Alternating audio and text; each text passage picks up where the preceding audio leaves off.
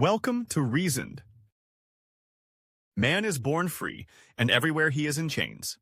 It is a quote by Jean-Jacques Rousseau.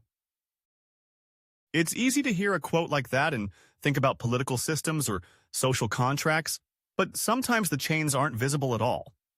Sometimes they're woven into our minds, into the stories we inherit, the fears we're taught to obey, and the rewards we're promised if we stay on the narrow path.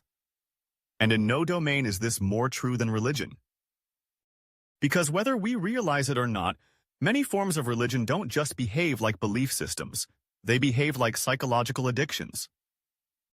Now, when we hear the word addiction, we tend to think of obvious things: alcohol, cigarettes, drugs, gambling. Things that mess with the brain's reward system in obvious ways. But addiction isn't only about substances. It's about dependency. It's about using something over and over, not because it works, but because you're afraid of what life would be like without it. Religion fits this pattern more than most people are comfortable admitting. At its core, addiction often thrives on three pillars: the promise of relief, the fear of withdrawal, and the repetition of rituals that make you feel safe, even when they don't change anything. Now think about religion for a moment. It promises comfort, relief from anxiety, a sense of order, answers to life's biggest unknowns. It offers hope for the future, purpose in the present, and forgiveness for the past. And just like a drug, those rewards aren't always real, but the effects feel real enough to keep people coming back. You pray not because it's proven to work, but because it feels like doing nothing would be worse. You go to church or mosque or temple not necessarily because you enjoy it, but because you've been conditioned to feel guilty if you don't. You tell yourself that a divine plan is unfolding, even if your life feels like chaos, because the alternative is terrifying. This is one of the ways psychological addiction hides in plain sight. When a person's entire identity is shaped by their faith, they can't imagine who they'd be without it. And that's the trap. The fear of being lost without it becomes stronger than the desire to be free. And so even when the beliefs stop making sense, even when the cracks in the logic are obvious, people stay. They stay not because it's true, but because it's familiar, because it soothes something deep down that logic alone can't touch. And let's be honest, human beings are not purely rational creatures. We're emotional, tribal, habit-driven. Our brains are designed to conserve energy, to seek shortcuts, to repeat what feels safe. And religion taps into those exact mechanisms. It tells you who your people are. It tells you what's good, what's evil, what to hope for, and what to fear. It becomes not just something you believe in, but something you lean on. Just like someone might reach for a cigarette in a moment of stress, a religious believer might reach for a prayer. Not because it objectively solves the problem, but because they've been taught it's what you do.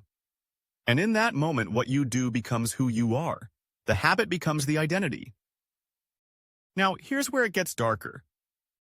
When someone tries to walk away from religion, it often triggers the same withdrawal symptoms seen in actual addiction: panic, guilt, isolation, confusion, sometimes even physical symptoms: insomnia, anxiety attacks, depression.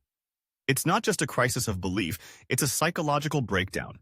Because for years, even decades, religion has been the lens through which reality was filtered. Without it, everything feels exposed. And worse, religious communities are structured in a way that reinforces this dependency. You're not just leaving a belief system, you're often leaving your family, your friends, your support network. In some cases, your entire identity. That's not easy. In fact, that's the very definition of high-stakes psychological entrapment. So why does this work? Why is religion such an effective addictive system? Well, let's go deeper into the psychology. Addictions don't just feed on pleasure, they feed on unpredictability. It's called variable reinforcement. In gambling, you don't win every time. And that uncertainty is what makes the brain light up the most. Now apply this to religion. Sometimes you feel like your prayers are answered. Other times, nothing happens. And the inconsistency keeps you hooked. It keeps you wondering, was that a test? Was it my fault? Should I have prayed harder? Did I displease God? This uncertainty makes you double down. Try harder. Commit more deeply. It's the same psychological pattern that keeps slot machines profitable.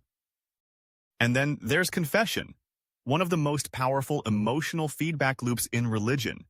You sin, you feel guilt, you confess, you're forgiven. For a moment, you feel light again. But that relief is temporary. The cycle always resets. You're never fully clean.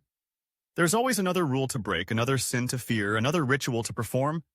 It's a treadmill that never stops.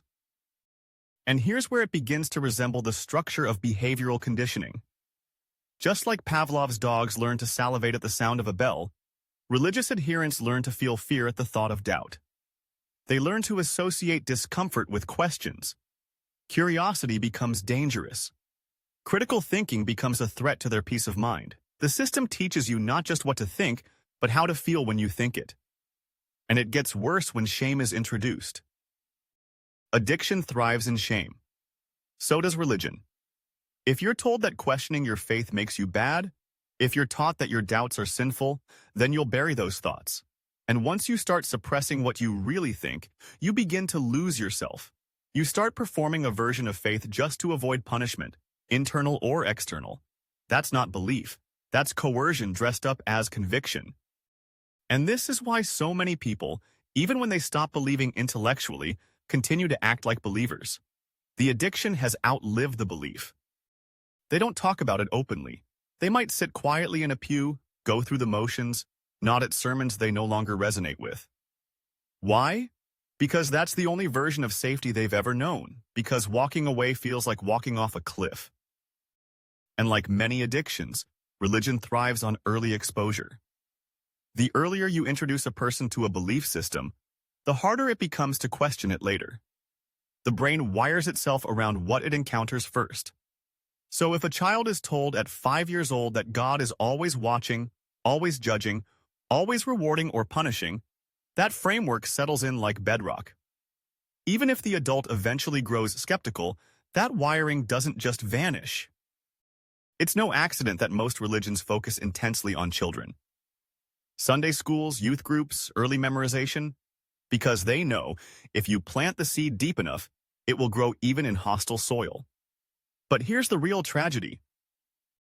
Because religion masquerades as moral guidance, few people question its side effects. If someone gets addicted to drugs, society intervenes. We talk about rehab, therapy, recovery.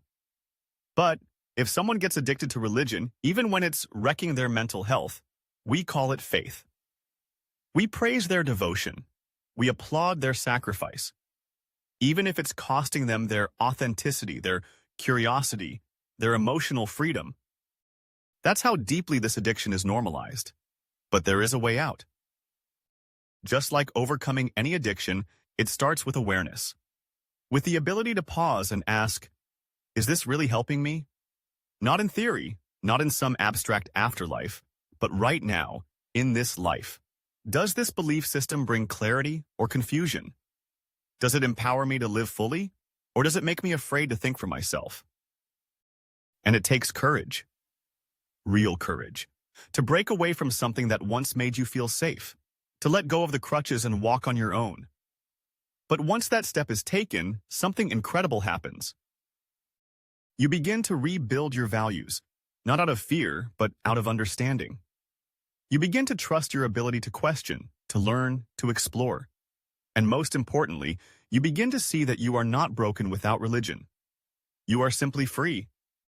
And freedom is not the absence of structure. It's the ability to build your own, to choose your own path, to think without punishment, to love without conditions, to seek truth without fear.